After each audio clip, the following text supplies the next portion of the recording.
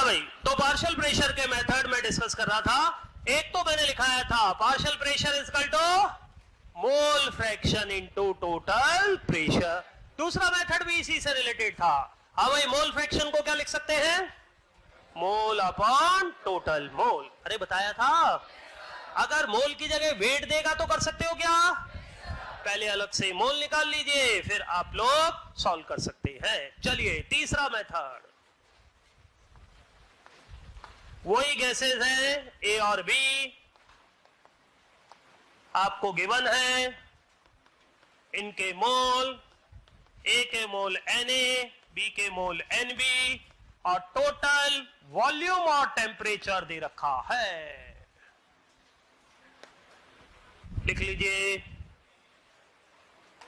Gas ए और B है, इनके मोल है Na Nb और गिवन है टोटल वॉल्यूम एंड टेम्परेचर। बोलो बच्चों, कौन सा मेथड? टोटल वॉल्यूम टेम्परेचर बोले तो सीधा ध्यान जाना चाहिए, कौन सा method? Ideal gas equation. PV is equal to, नीचे लिखिए, according to ideal gas equation, according to ideal gas equation.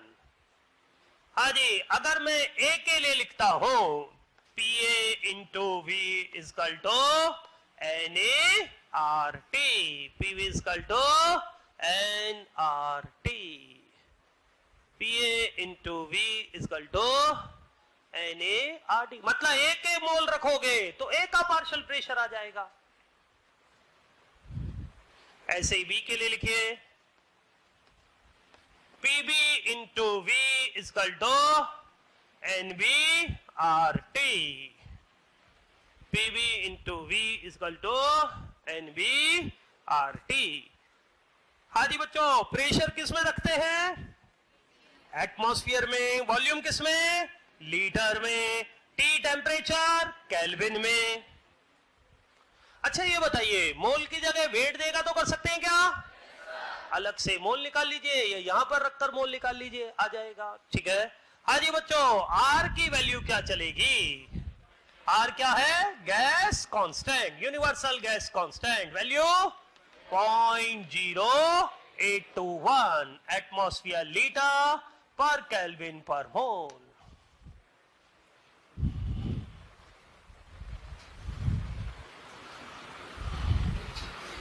हाँ जी, टेम्परेचर डिग्री सेंटीग्रेड में दे रखा है तो कन्वर्ट कर सकते हो ना?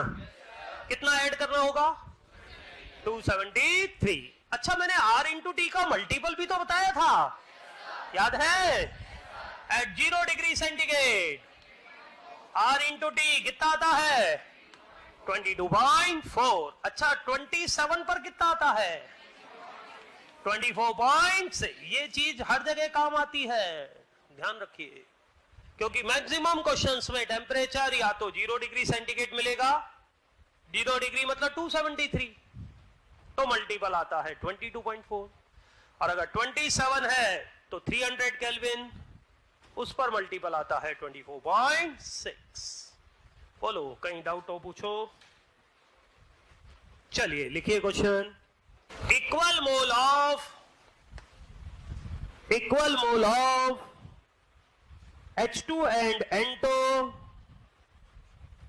equal mole of H2 and N2 were mixed if total pressure is 12 atmosphere. Total pressure is 12 atmosphere. Then find out the partial pressure of each gas. Very easy question और आया है नीट 2020 में। इतना easy question आ चुका है। Partial pressure of each gas. Simple, very simple.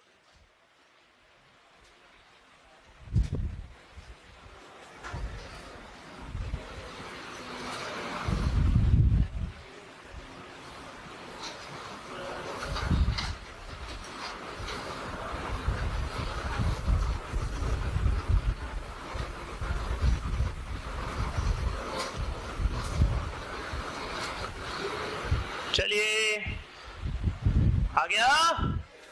हाँ जी, equal मोल है, मान लिया इसके मोल है A तो इसके भी A। अब हम निकालेंगे partial pressure of H2। H2 के मोल A, total mole 2A, total pressure 12, कितना 6 आ रहा होगा? और पार्शियल प्रेशर ऑफ N2 भी कितना आ जाएगा? 6 6 6 आ रहा है? किसका ठीक है? अरे सबका सही होना चाहिए भाई, इजी क्वेश्चन, वेरी इजी। चलो ध्यान से करो।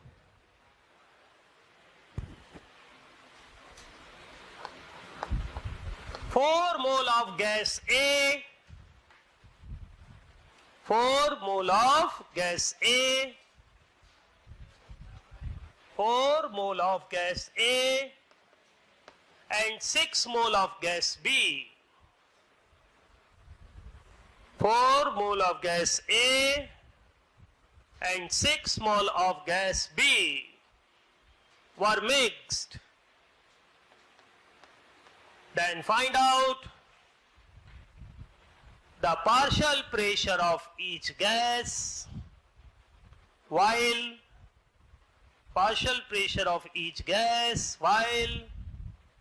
total pressure is 10 atmosphere.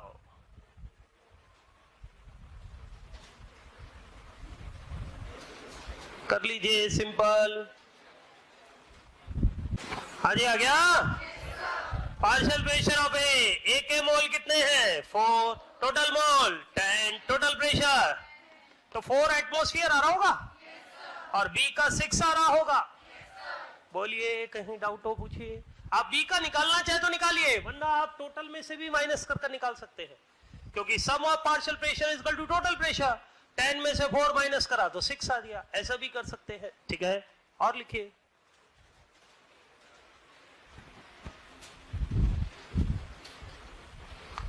$16 gram O2, 16 gram O2 and 4 gram H2, 16 gram O2 and 4 gram H2 were mixed. If total pressure of mixture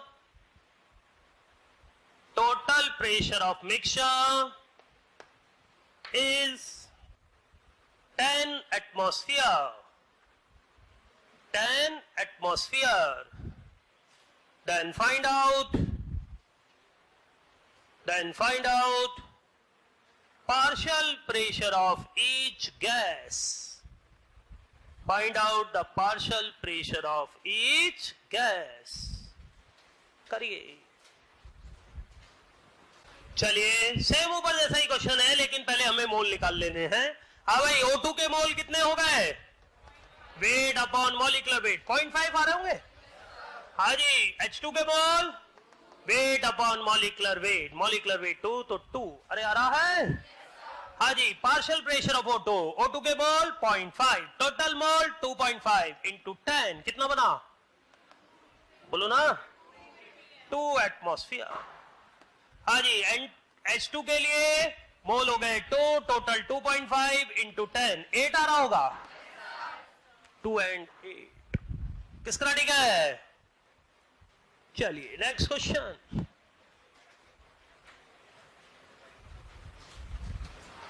$1.4 gram N2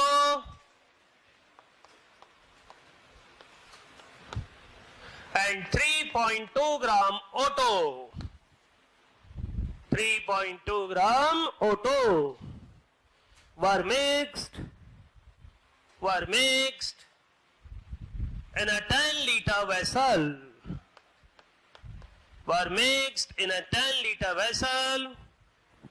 At 0 degrees centigrade. Then find out partial pressure of N2. Options आपको दे रखे हैं। Partial pressure of N2 करिए। हाँ जी, सोच लिया? First वाले हाथ खड़ा करें, सेकंड, थर्ड, फोर्थ। हाँ जी, कौन सा मेथड लगेगा? टोटल वॉल्यूम टेम्परेचर दे दे तो हमेशा ध्यान रखो PV equal to NRT. N2 के लिए लगाते हैं PV equal to NRT. Partial pressure of N2 निकालना है, वॉल्यूम दे रखा है 10। हाँ जी, मोल्स क्या लिखेंगे?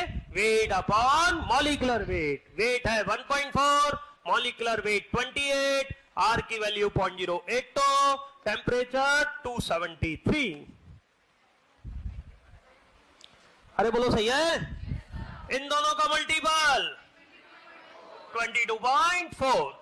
देखिए डेसिमल हटाया करो, सबसे पहले डेसिमल हटाने का काम करा करो तो कैलकुलेशन इजी हो जाती है। ध्यान रखना, डेसिमल हटाया, नीचे 10 आ गया।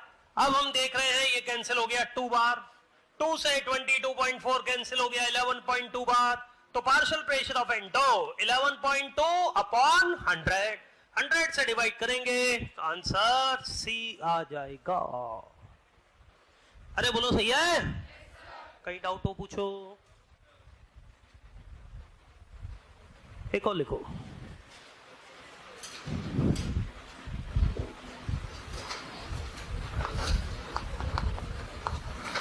equal weight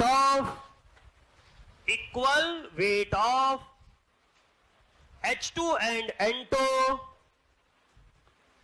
equal weight of H2 and N2 were mixed if total pressure is P. Total pressure is P. Then find out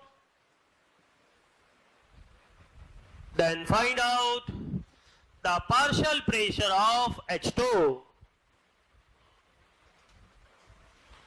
Partial pressure of H2 option दे रखे हैं। अच्छा क्वेश्चन है, 3 स्टार।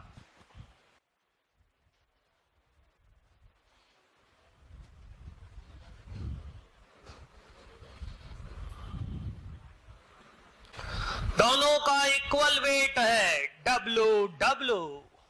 वेट से mole निकाल लीजिए, मोल के बाद टोटल मोल निकाल लीजिए, दोनों को ऐड कर फिर पार्शियल प्रेशर निकालिए। करिए, दोनों का इक्वल वेट W। हाँ जी, ए वाले हाथ खड़ा करें, बी। ओ वेरी गुड, अब बाद में नहीं चलेगा, ये ध्यान रखिए। हाँ भाई, W/2। अरे बोलो सही है? Wait upon molecular weight, wait upon molecular wait. Total moles के लिए ऐड कर दीजिए। हाँ जी, कितना LCM? 28। 14W plus W, 15W upon 28। हमसे पूछा है पार्शियल प्रेशर ऑफ H2। हाँ जी, H2 के मोल W/2, total mole 15W/28 into total pressure P। हाँ जी, W कैंसिल हो गया, 2 से 28 14 बार, 14 ऊपर चला गया, 14 अपॉन 15 टाइम्स ऑफ P। यही आ रहा है? बोलिए, कहीं डाउट हो पूछे। चलो जी, दोनों जनरल टर्म हो गई है, एक्टिव मास भी हो गया, पार्शियल प्रेशर भी हो गया। अब हम मेन चैप्टर स्टार्ट करते हैं। हेडिंग डालिए बड़ा सा, केमिकल इक्विलिब्रियम। अरे अभी तक तो वैसे भूमिका बना रहे थे, चैप्टर अब चालू हो रहा है, ठीक है। तो बच्चों, मैंने आपको कहा था 2 टाइप का इक्विलिब्रियम होता है, एक तो फिजिकल इक्विलिब्रियम, अरे बताया था, वो हो चुका है। अब सेकंड इक्विलिब्रियम आ रहा है, केमिकल इक्विलिब्रियम। हेडिंग डालो बड़ा सा, केमिकल इक्विलिब्रियम। चलिए, पहले इक्विलिब्रियम से रिलेटेड हम जनरल पॉइंट्स पर बात करते हैं। इक्विलिब्रियम कब डेवलप होता है, कब बनता है? व्हेन, बोलो बोलो बोलो, RF इज इक्वल टू, एक ही कंडीशन है, मैंने आपको पहले भी बोला था, चाहे फिजिकल इक्विलिब्रियम है चाहे केमिकल इक्विलिब्रियम है, क्या बोलेंगे? When rate of forward reaction become equal to rate of backward, तभी इक्विलिब्रियम आता है। लिख लिए। First point, equilibrium will attain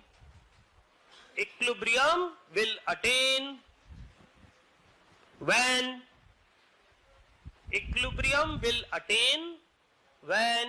RF is equal to RB. RF is equal to RB means rate of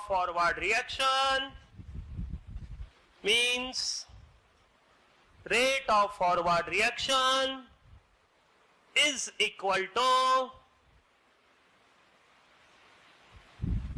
rate of backward reaction. Rate of forward reaction is equal to rate of backward reaction. Second point, हाँ जी, chemical equilibrium को हम dynamic equilibrium भी बोलते हैं क्या? अरे बोलो ना, क्यों बोलते हैं? क्योंकि इक्विलिब्रियम पर रिएक्शन रुकी हुई दिखती है। क्या एक्चुअल में रुक जाती है क्या? एक्चुअल में तो RF बराबर RB, rate of forward equal to backward होती है, इसलिए वो रुकी हुई दिखती है, इसलिए हम उसे डायनेमिक इक्विलिब्रियम भी कहते हैं। लिखिए second point, it is also known as dynamic equilibrium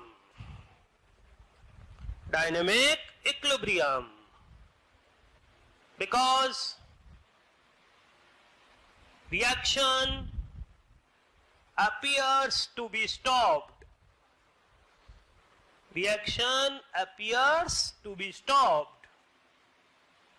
But actually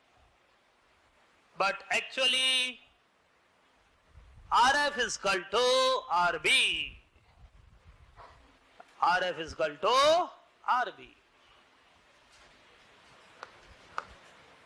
Third point, हाँ जी सुनो ध्यान से, इक्विलिब्रियम पर जितनी भी मेजरेबल प्रॉपर्टी होती है, मेजरेबल प्रॉपर्टी जैसे P, T, अरे समझ रहे हैं? Pressure, temperature, volume, mole, colour, density या कंसंट्रेशन, जो भी मेजरेबल प्रॉपर्टी है सब क्या हो जाती है? कांस्टेंट हो जाती है। अगर इक्विलिब्रियम में चेंज करोगे तो इनमें चेंज आएगा, अदरवाइज ये कांस्टेंट रहती हैं, चेंज नहीं होती। अरे सही बात है। फॉर जस्ट एन एग्जांपल आपसे कहा जाए H2O लिक्विड, H2O गैस, मतलब वाटर और वेपर्स के बीच में इक्विलिब्रियम है, कब आता है बताओ? When the pressure is 1 atmosphere and the temperature is 0 पे आता है क्या? मतलब 0 पे पानी को उड़ा देते हो तुम, तो कुछ भी कर सकते हो। अरे 0 पे सॉलिड और लिक्विड में इक्विलिब्रियम होता है कमबख्तों। लिक्विड और वाटर कब वेपराइज होता है? 100। अरे पता है नहीं पता है? तो ये कांस्टेंट रहता है, हर जगह यही कहते हैं ना कि भाई लिक्विड और वाटर वेपर्स के बीच में इक्विलिब्रियम कब है? 1 एटमॉस्फेयर और 100 डिग्री, तो कांस्टेंट बने रहते हैं।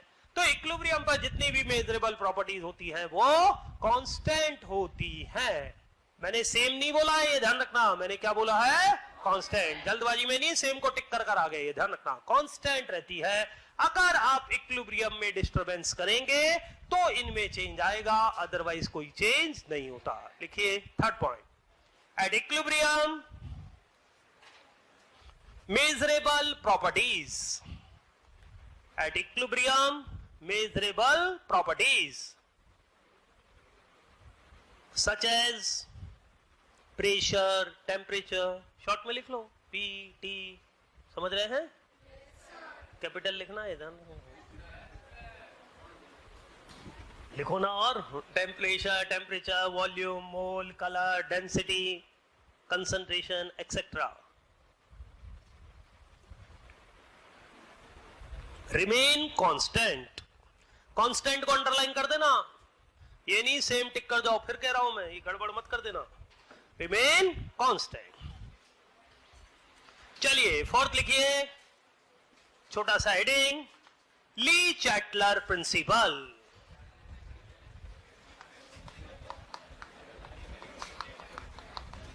ली चैटलर प्रिंसिपल। हाँ जी, ली चैटलर प्रिंसिपल क्या कहता है कि हमेशा इक्विलिब्रियम बने रहना चाहिए, हमेशा शांति बनी रहे। अगर इक्विलिब्रियम में डिस्टरबेंस करोगे तो ली चैटलर को गुस्सा आ जाएगा, ध्यान रखना। उसको गुस्सा नहीं आना चाहिए, बस इसका ध्यान रखना इस चैप्टर में, बाकी सब सही है, ठीक है। तो क्या चाहता है वो, हमेशा इक्विलिब्रियम बना रहे। अगर इक्विलिब्रियम में डिस्टरबेंस करोगे मतलब प्रेशर बढ़ा दिया, कम कर दिया, टेम्परेचर बढ़ा दिया, कम कर दिया, वॉल्यूम बढ़ा दिया, कम कर दिया, ऐसा कुछ भी करोगे तो इक्विलिब्रियम उस डायरेक्शन में शिफ्ट हो जाएगा जिधर होने वाले चेंज का अपोज हो, ठीक है। फॉर दिस एग्जांपल आपसे कहा जाए एक रिएक्शन है A गिव्स B, हमने A की कंसंट्रेशन को बढ़ा दिया, बोलो क्या होगा, कौन सी रिएक्शन, फॉरवर्ड बैकवर्ड। ये ली चैटलर के अकॉर्डिंग हो रहा है, ये ध्यान रखना। आपको मालूम तो है फॉरवर्ड, लेकिन ये हो किसके अकॉर्डिंग रहा है, क्योंकि भाई ली चैटलर ने क्या बोला, कोई भी चेंज करोगे तो उसके अंदर अपोज होगा, मतलब इक्विलिब्रियम उस डायरेक्शन में शिफ्ट होगा जिधर होने वाले चेंज का अपोज हो। हमने रिएक्टेंट को बढ़ा दिया, ली चैटलर कहेगा क्यों बढ़ा दिया, कम करो। अब रिएक्टेंट को कम करना है तो कौन सी रिएक्शन करनी होगी, फॉरवर्ड। प्रोडक्ट को बढ़ा दिया, क्यों बढ़ा दिया, कम करो, कम करनी है तो बैकवर्ड। अरे समझ गए हैं। तो ऐसे कोई भी मेजरेबल प्रॉपर्टी में चेंज होता है तो इक्विलिब्रियम उस डायरेक्शन में शिफ्ट होगा जिधर होने वाले चेंज का अपोज हो। लिखो आगे डैश कर, it states that if at equilibrium measurable properties are changed,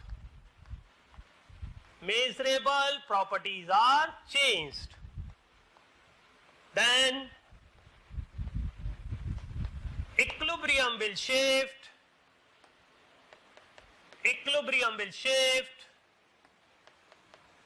in that direction,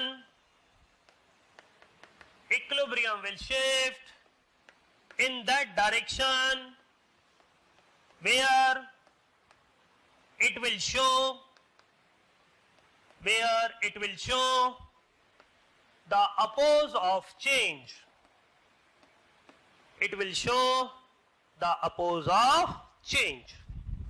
clear, कोई डाउट?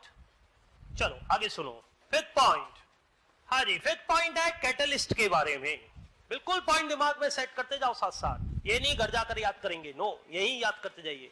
बच्चों मैं फिर आपसे कह रहा हूं, फीडबैक ये है, और हो सकता है आप में से भी कई जनों का ऐसा फीडबैक अब बनने लग गया हो कि सर आप पूरा 1.5 आवर पढ़ाते हैं। अरे पूरा ही पढ़ाता हूं ना, जल्दी तो नहीं छोड़ता हूं ना। तो सर घर में 15-20 मिनट में रिवाइज हो जाता है क्या? होना चाहिए। फीडबैक यही है कि जो पूरी क्लास का मैंने पढ़ाया वो 15 से 20 मिनट पर घर में रिवाइज होना चाहिए। ध्यान रखना, इससे ज्यादा टाइम नहीं लगना चाहिए, इतनी स्पीड आपकी आनी चाहिए। और वो तभी है जब आप क्लास में कंसंट्रेशन के साथ सुन रहे हैं, कर रहे हैं, तो 15-20 मिनट में रिवाइज कर देंगे आप, ठीक है। चलिए समझिए, कैटलिस्ट केमिकल इक्विलिब्रियम में कहीं नहीं आता है। दिमाग में सेट करते जाओ पॉइंट। मतलब केमिकल इक्विलिब्रियम का कोई भी पॉइंट हो, क्या कैटलिस्ट का इफेक्ट होगा? नो। केमिकल इक्विलिब्रियम में कहीं नहीं आता है और केमिकल काइनेटिक्स में हर जगह आता है, ये ध्यान रखना। जैसे आप लोगों से पूछा जाए क्या इक्विलिब्रियम स्टेट पर कैटलिस्ट का इफेक्ट होगा? नो। क्या इक्विलिब्रियम कांस्टेंट पर होगा? नो। केमिकल इक्विलिब्रियम में आते ही है तो नो ही बोलना है। हाँ जी, आपसे पूछा जाए क्या रेट ऑफ रिएक्शन पर कैटलिस्ट का इफेक्ट होगा? ये केमिकल काइनेटिक्स का पॉइंट है, हम बोलेंगे यस। क्या रेट कांस्टेंट पर कैटलिस्ट का इफेक्ट होगा? अरे बोलो यस और नो? यस। अरे एक बार बोल दिया, जो बोल दिया ये ध्यान रखना, पत्थर की लकीर है। रेट कांस्टेंट कहां की चीज है? Chemical kinetics. तो फिर यस बोलना है, फिर नो नहीं बोलना है, ध्यान रखिए, ठीक है। तो क्या रेट कांस्टेंट पर कैटलिस्ट का इफेक्ट होगा? यस, ये ध्यान रखिए।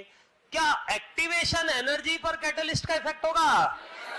यस, केमिकल काइनेटिक्स में आती है एक्टिवेशन। अरे समझ गए हैं? तो केमिकल इक्विलिब्रियम में कहीं नहीं आता है और केमिकल काइनेटिक्स में हर जगह आता है। लिख लो fifth point, catalyst doesn't show any effect. Catalyst doesn't show any effect on equilibrium state, and equilibrium constant, on equilibrium state and on equilibrium constant.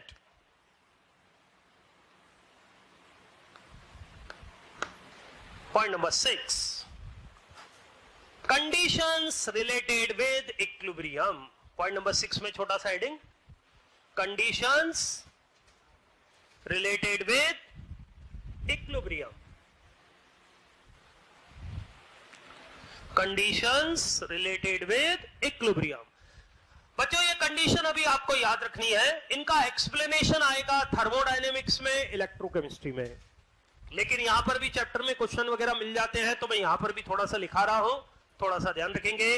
हाँ जी, क्या कहते हैं इक्विलिब्रियम पर डेल्टा जी क्या होता है? अरे डेल्टा जी तो समझते हो. What is delta G? Gives free energy change. और इक्विलिब्रियम पर इसकी वैल्यू क्या होती है? जीरो. इक्विलिब्रियम पर डेल्टा, अभी रुक जाओ मैं लिखा दूंगा. इक्विलिब्रियम पर डेल्टा जी जीरो होता है. हाँ जी, इक्विलिब्रियम पर डेल्टा जी जीरो है. क्या डेल्टा जी नॉट भी जीरो होता है क्या? What is delta G not? Standard free energy change. Not का मतलब स्टैंडर्ड है. हर चैप्टर में एक ही बात है, ध्यान रखिए. तो हम क्या बोलेंगे? क्या standard free energy change zero है? No, delta G not zero नहीं होता है. डेल्टा जी जीरो होता है, डेल्टा जी नॉट जीरो नहीं होता है. तो फिर डेल्टा जी नॉट क्या होता है?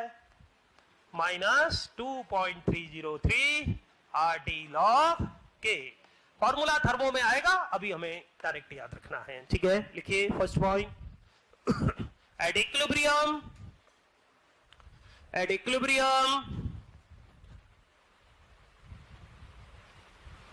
gives free energy change, gives free energy change या free energy change भी लिख सकते हो. Free energy change delta G is equal to 0. Delta G is equal to 0. But standard free energy change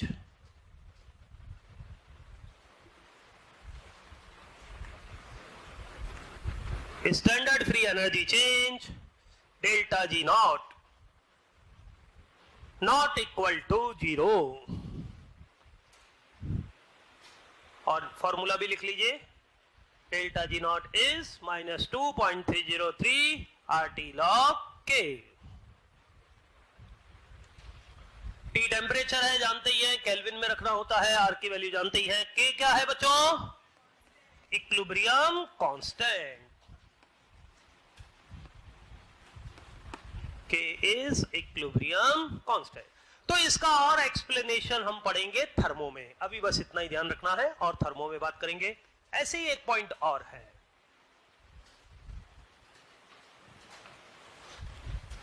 हाँ जी बच्चों, इक्विलिब्रियम पर सेल ईएमएफ क्या होता है? इक्विलिब्रियम पर सेल ईएमएफ की वैल्यू क्या होती है? जीरो. सेल ईएमएफ जीरो होता है. क्या ई नॉट सेल भी जीरो होता है क्या? ई नॉट सेल क्या है? Standard cell EMF. ये है सेल ईएमएफ और ये है स्टैंडर्ड सेल ईएमएफ. तो ई नॉट सेल जीरो नहीं होता है. तो वो क्या होता है? E not cell is equal to 0.059 by n log K. ये इलेक्ट्रोकेमिस्ट्री में पढ़ेंगे. बस अभी इतना ध्यान रखिए, लिख लीजिए. Second point. At equilibrium cell EMF is equal to 0. Cell EMF is equal to 0. But standard cell potential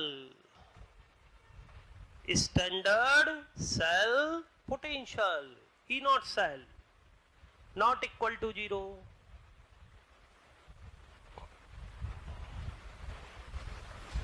लिख लो E naught cell का फॉर्मूला. E naught cell का फॉर्मूला लिख लीजिए.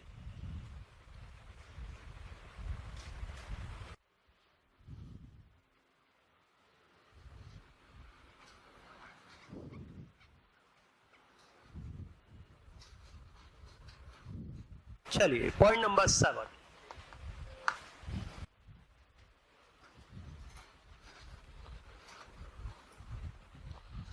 हाँ जी बच्चों सुनो ध्यान से। इक्विलिब्रियम दो अपोजिट टेंडेंसी के बीच की स्टेज होती है। इक्विलिब्रियम दो अपोजिट टेंडेंसी के बीच की स्टेज को बोलते हैं। रिएक्टेंट चाहते हैं, पहली कंडीशन सुनिए, रिएक्टेंट चाहते हैं, क्या चाहते हैं? To attain the maximum stability. हर कोई चाहता है कि हमें स्टेबिलिटी मैक्सिमम मिल जाए, तो रिएक्टेंट भी यही चाहते हैं, to attain the maximum stability. Maximum stability gain करना चाहते हैं, मतलब टोटली प्रोडक्ट में कन्वर्ट हो जाना चाहते हैं। क्या इक्विलिब्रियम रिएक्शन में यह पॉसिबल है कि reactant will 100% convert into product? नहीं, रिएक्टेंट प्रोडक्ट में जाएंगे तो प्रोडक्ट वापस रिएक्टेंट में आ जाएंगे, तो रिएक्टेंट की ये डिमांड कंप्लीट नहीं होगी। दूसरा, रिएक्टेंट चाहते हैं, क्या चाहते हैं? To attain the maximum randomness. Maximum randomness चाहते हैं, मतलब वो रिएक्टेंट में ही रहना चाहते हैं, प्रोडक्ट में कन्वर्ट ही नहीं होना चाहते हैं। क्या इक्विलिब्रियम रिएक्शन में ये पॉसिबल है? ना तो वो 100% रिएक्टेंट की फॉर्म में मिलेंगे, ना 100% प्रोडक्ट की फॉर्म में मिलेंगे। उनके बीच की इंटरमीडिएट स्टेट को ही हम क्या बोलते हैं? इक्विलिब्रियम। लिखिए, equilibrium is an intermediate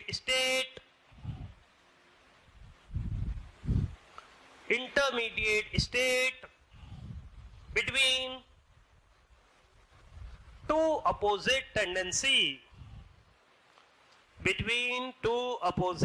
tendency। इसके अंदर first reactants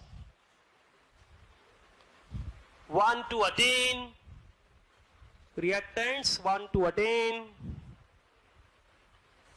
maximum stability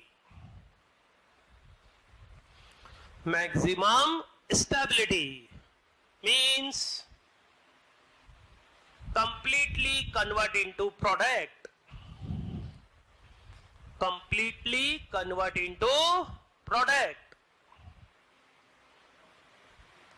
but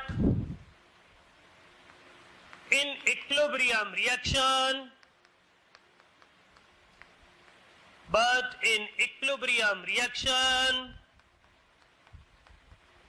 it is not possible।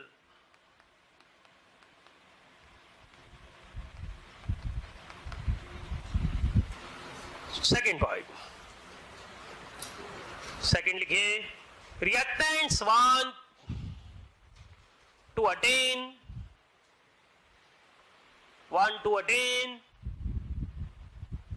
the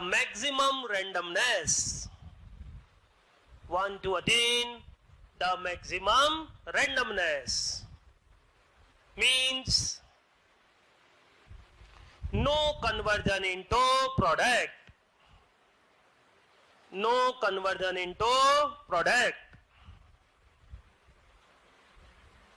but it is also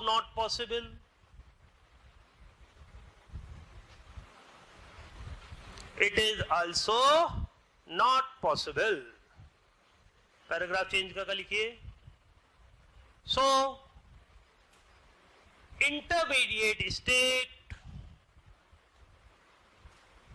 is known as equilibrium. Intermediate state is known as equilibrium. बोलिए बच्चों, कोई डाउट हो पूछ लीजिए.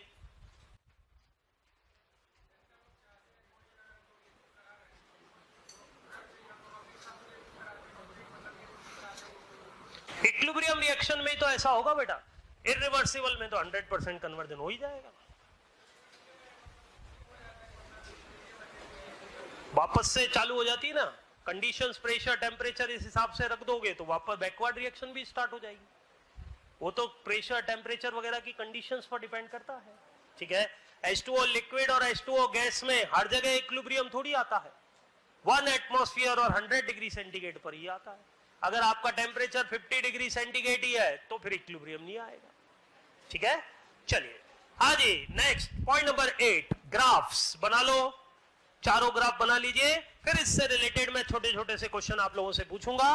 बच्चों, कंसंट्रेशन वर्सेस टाइम के बीच में ग्राफ है, सारे ग्राफ कंसंट्रेशन वर्सेस टाइम के बीच में है।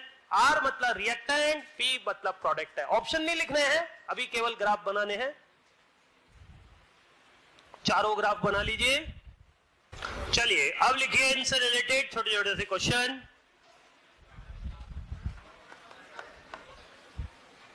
क्वेश्चन नंबर फर्स्ट, ग्राफ्स, अच्छा फोर्थ वाला रह गया, फोर्थ और बना लो।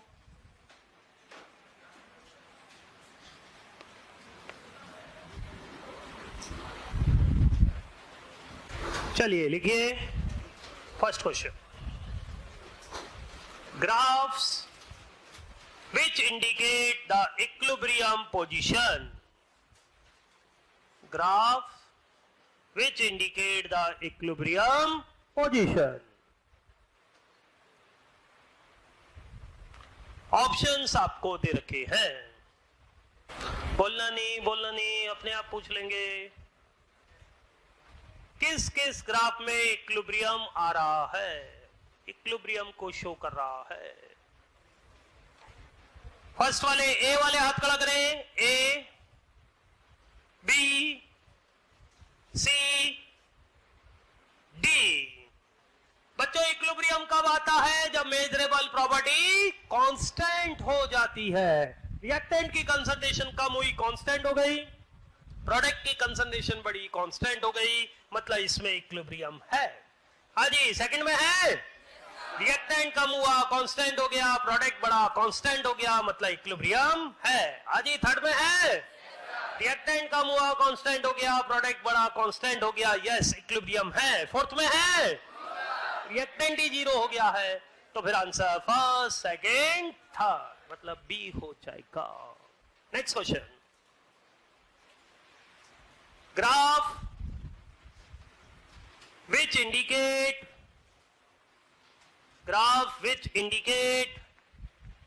that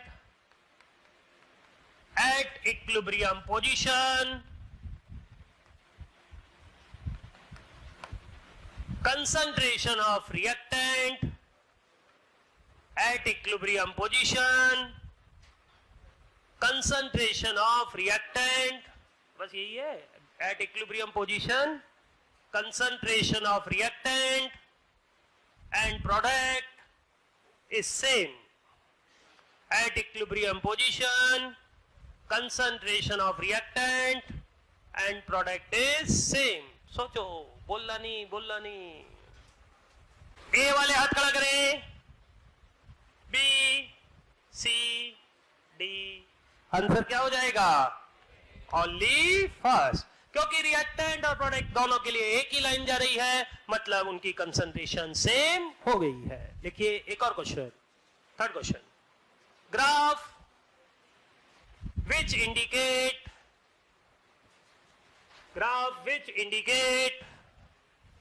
that at equilibrium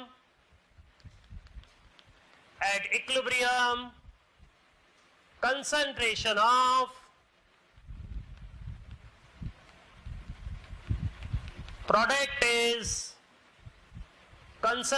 of product is more than reactant।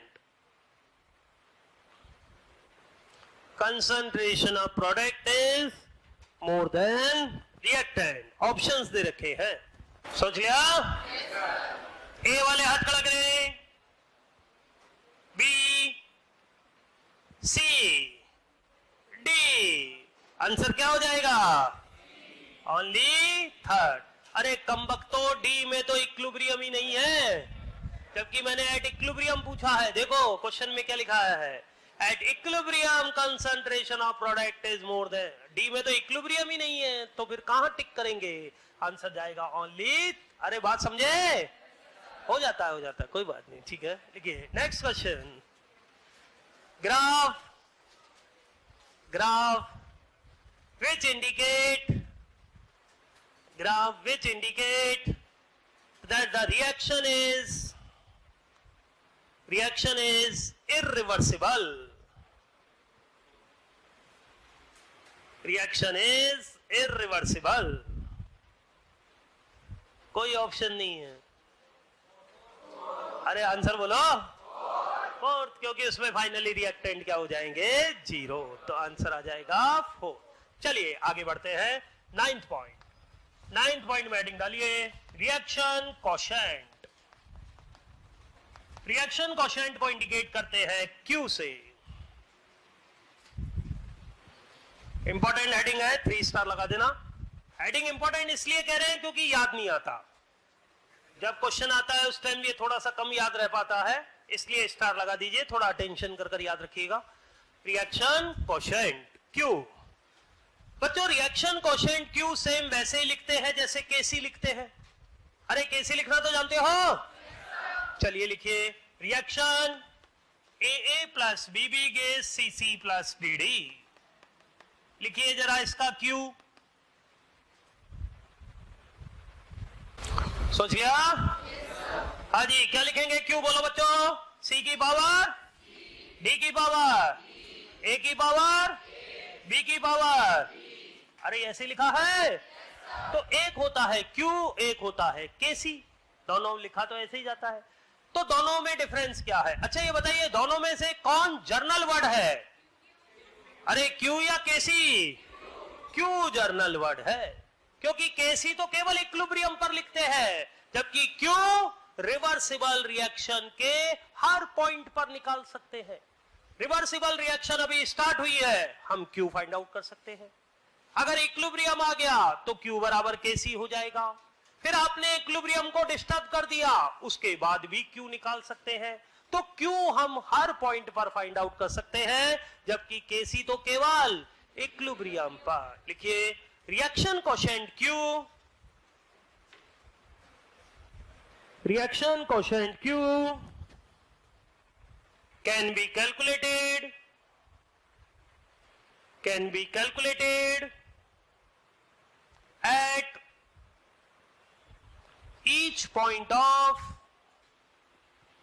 calculated at each point of reversible reaction.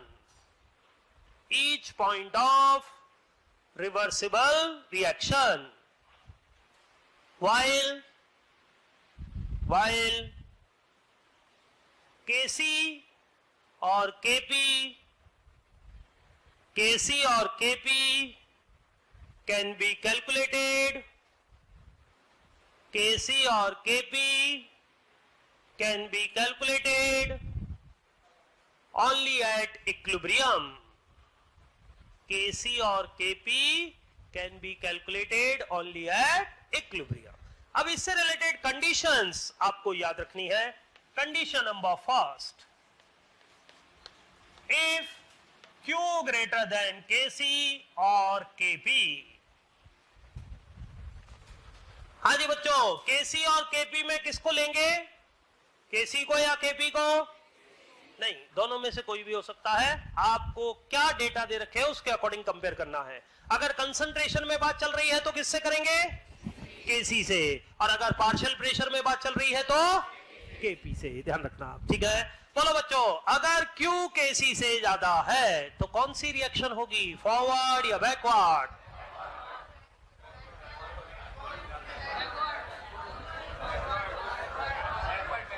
Q Kc से ज्यादा है. ली चैटलर बोलेगा क्यों ज्यादा है? अरे बताया था. ली चैटलर क्या बोलेगा? क्यों ज्यादा है. Q को कम करो, Kc के बराबर करो, क्योंकि वो तो चाहता है हमेशा इक्विलिब्रियम रहना चाहिए. इक्विलिब्रियम कब रहेगा? जब Q बराबर Kc होगा. मतलब Q को कम करो और Kc के बराबर करो. हाँ जी, Q को कम करना है मतलब C और D को कम करना पड़ेगा. C और D को कैसे कम करोगे? फॉरवर्ड या बैकवर्ड? आगे लिख लो, बैकवर्ड रिएक्शन. तो डायरेक्ट तो याद रखना ही है, भूल जाओ तो ऐसे बोल लेना. क्यों ज्यादा है, क्यों ज्यादा है, कम करना है तो हम बैकवर्ड. ठीक है, हाँ जी, Q बराबर KC और KP। ली चैटलर खुश है। Equilibrium position. Condition number 3, Q less than KC और KP। Q KC से कम है, ली चैटलर क्या बोलेगा? Q कम है, Q को बढ़ाओ। बढ़ाओ तो C और D को बढ़ाओ। C और D को कैसे बढ़ा सकते हो? फॉरवर्ड। आगे लिख लो, फॉरवर्ड रिएक्शन।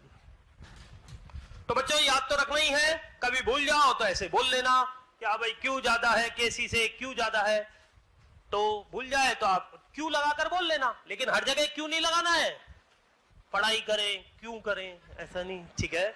चलिए लिखिए question. Reaction A plus B gives C plus D. A plus B gives C plus D. KC की वैल्यू 10 है। Concentration of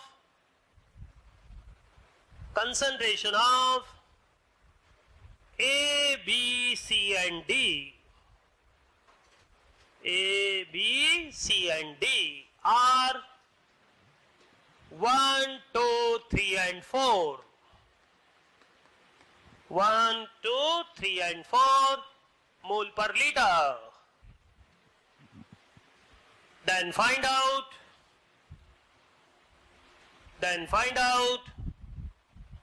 the direction of reaction.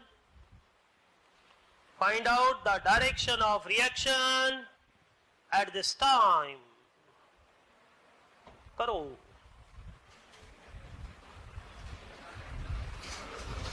Direction of reaction at this time. चलो जी, Q निकालते हैं। क्या लिखेंगे? Q C into D upon A into B।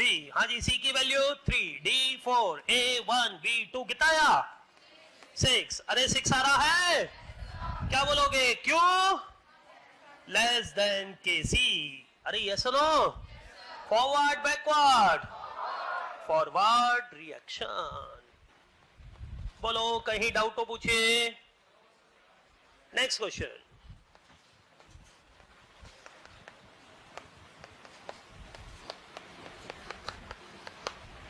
Reaction 2A plus B gives 3C. 2A plus B gives 3C. KC की value दे रखी है 15।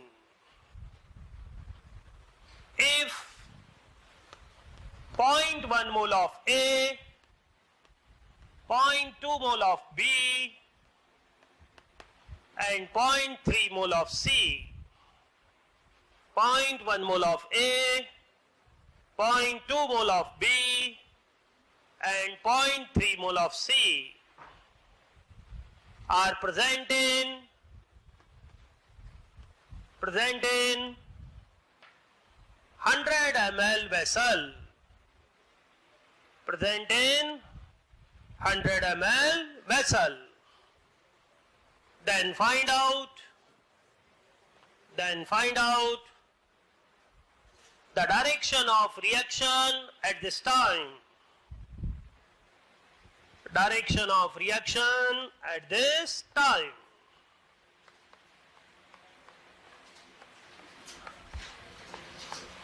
आपको Q के ऑप्शन दे रहा हूं बच्चों में। Q के ऑप्शन दे दिए हैं, डायरेक्शन फिर हम बाद में डिस्कस कर लिख लेंगे। Q निकालिए। हाँ जी, डायरेक्ट Q आ जाएगा क्या करना पड़ेगा? सबसे पहले सबकी कंसंट्रेशन निकालनी पड़ेगी, क्योंकि KC कंसंट्रेशन में होता है, मोल में नहीं होता है। तो सबकी कंसंट्रेशन निकालो। A की B कंसंट्रेशन कैसे निकालेंगे? मोल बाय वॉल्यूम। वॉल्यूम ml में है तो ऊपर 1000 से मल्टीप्लाई। A की कंसंट्रेशन निकालो, B की निकालो, C की निकालो, फिर Q निकालो। A वाले हाथ खड़ा करें। B C D। हाँ जी, A की कंसंट्रेशन, A के मोल कितने हैं? 0.1, वॉल्यूम 100 ml, ऊपर 1000 से मल्टीप्लाई, 1 आ रहा होगा। B की कंसंट्रेशन 2 आ रही होगी। सी की कंसंट्रेशन 3 आ रही होगी, निकाल लेना। ठीक है, अब Q लिख लेते हैं। क्या लिखेंगे? C का क्यूब अपॉन A का स्क्वायर इंटू B। हाँ जी, C का क्यूब 3 का क्यूब, A का स्क्वायर 1 का स्क्वायर, B हो गया 2। 27/2 आ रहा होगा, 13.5। आंसर 13.5 B आ जाएगा। अच्छा बोलिए बच्चों, Q ग्रेटर देन या less than? Q less than के C। Forward backward? Forward reaction. बोलिए, कहीं डाउट हो पूछिए। एक और लिखिए।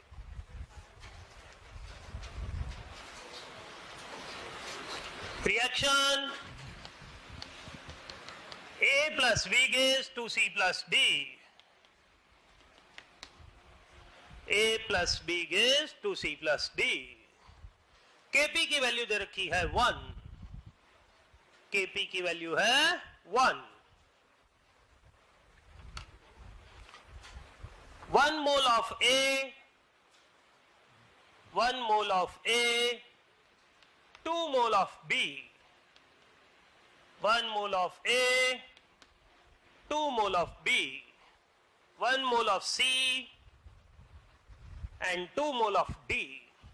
1 mole, 2 mole, 1 mole, 2 mole are present.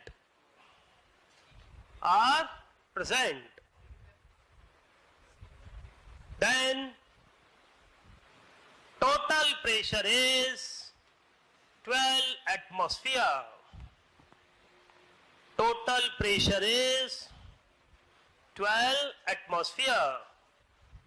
Then find out the direction of reaction at this time. Direction of reaction at this time.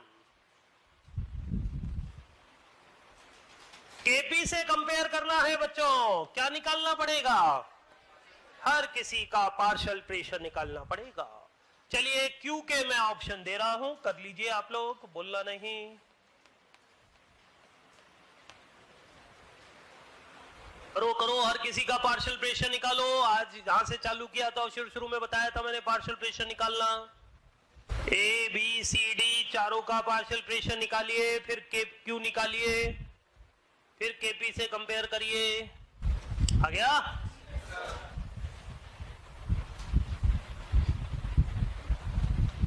हाँ जी, ए वाले हाथ खड़ा करें।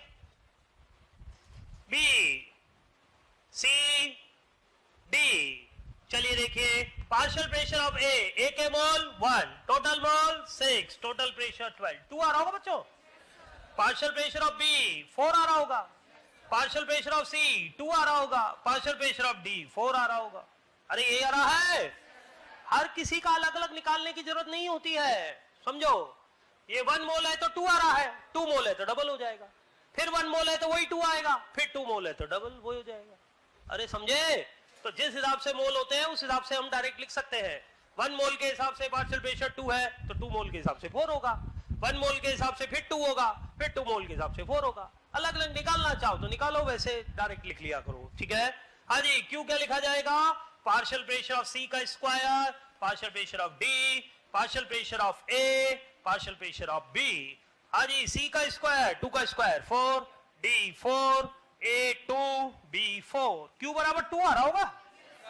Answer A. बोलो, Q greater than Kp, greater than Kp, forward backward, ये हो जाएगी backward reaction, backward reaction. बोलो, कहीं डाउट हो पूछो। चलो आगे बढ़ते हैं। ये इक्विलिब्रियम से रिलेटेड कंडीशंस वगैरह मैंने बता दी। अब इक्विलिब्रियम से रिलेटेड हमारा लॉ है, कौन सा law? Law of mass action, short में लिख देते हैं LMA, law of mass action. हाँ जी, law of mass action introduced by, लिख लो, वैसे तो पूछा कम जाता है, फिर भी लिख लीजिए। Introduced by Guldberg and Waage, Guldberg and भागे नहीं वागे, Guldberg and Wahge.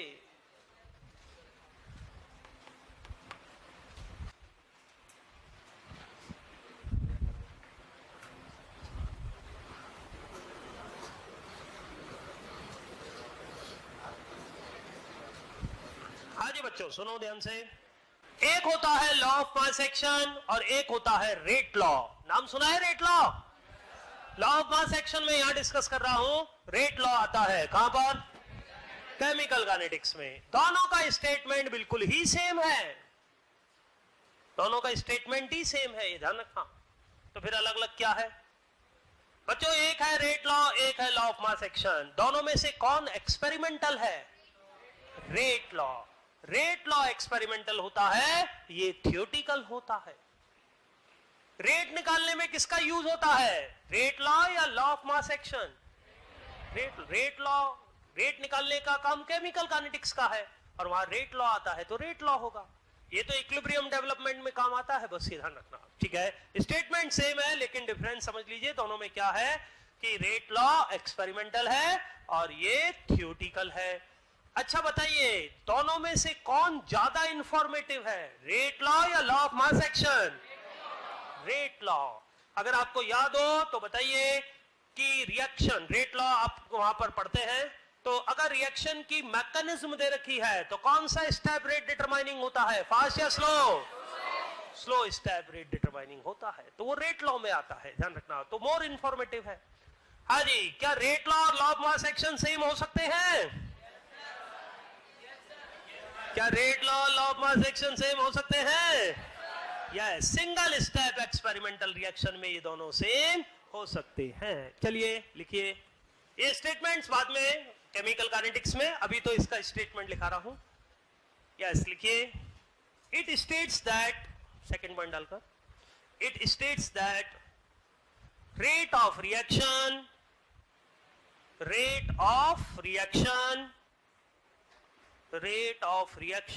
is directly proportional to the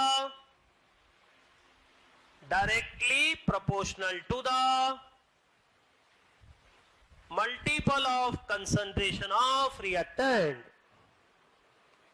Directly proportional to the multiple of concentration of reactant.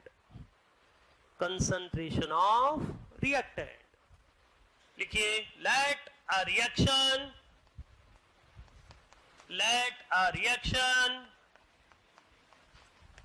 AA plus BB gives CC plus DD. Reaction AA plus BB gives CC plus DD. Forward का constant है KF, backward का constant है KB। फिर लिखिए, according to LMA, law of mass action. हाँ जी, rate of forward क्या बोलेंगे बच्चों? Directly proportional to the multiple of concentration of reactant. बोलिए फॉरवर्ड में रिएक्टेंट कौन है? A and B। तो A की पावर A, B की पावर B, प्रोपोर्शनल साइन हटेगा, कांस्टेंट KF। फॉरवर्ड का कांस्टेंट क्या है? KF। A की पावर A, B की पावर B। इक्वेशन नंबर 1 लिख लो। फिर नीचे लिखो, रेट ऑफ बैकवर्ड रिएक्शन,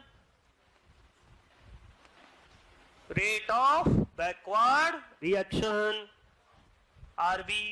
हाँ जी, बैकवर्ड का कांस्टेंट कौन है? KB। बैकवर्ड के रिएक्टेंट कौन है? C की पावर C, D की पावर D। इक्वेशन 2 आ जाएगा। बैकवर्ड में रिएक्टेंट C और D हो जाएंगे, तो C की पावर C, D की पावर D। फिर नीचे लिखिए, एट इक्विलिब्रियम। हाँ जी, इक्विलिब्रियम कब आता है? RF is equal to RB। जब RF is equal to RB, RF हो गया KF, A की पावर A, B की पावर B, ये हो गया KB, C की पावर C, D की पावर D। RF की जगह ये लिख दिया, RB की जगह ये लिख दिया।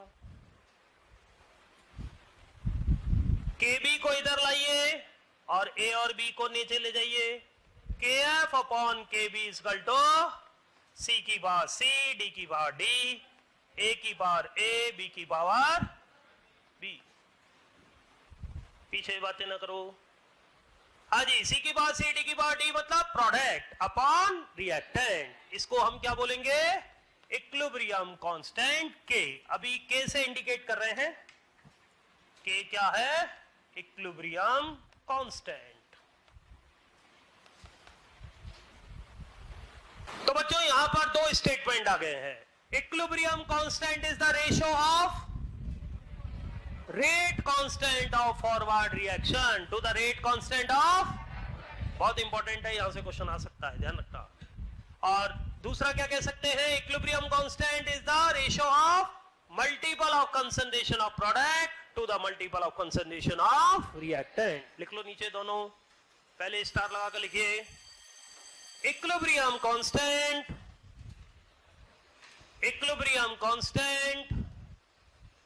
is the ratio of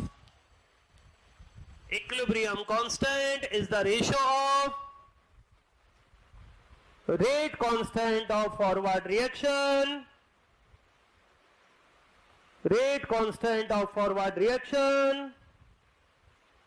to the rate constant of backward reaction. Rate constant of backward reaction. बीच में लिखो और का दूसरा लिखिए। Equilibrium constant is the ratio of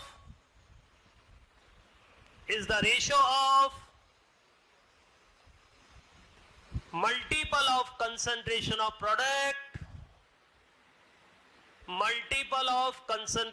product to the multiple of concentration of reactant,